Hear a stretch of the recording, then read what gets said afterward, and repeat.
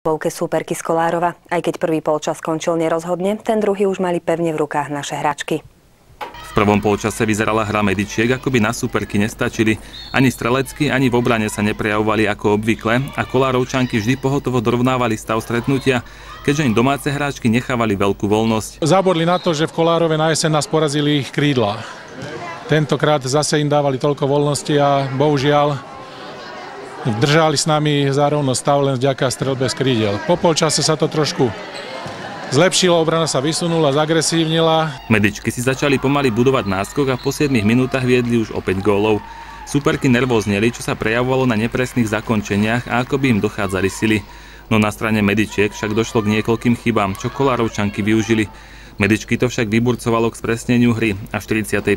minúte viedli najvyšším rozdielom v stretnutí 25-17. Prestriedaním týmu však súperky trochu náskok znížili, no Martinčanky si vedenie udržali na konečných 30-26.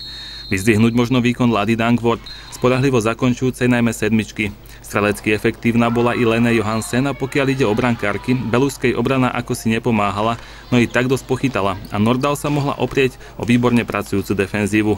V nedeľu čaká Medičky opäť domáci zápas proti Hlovčankám. Máme Hlovcu čo oplácať, ale veríme, že už sa dievčatá skonsolidujú a že vyhráme opäť.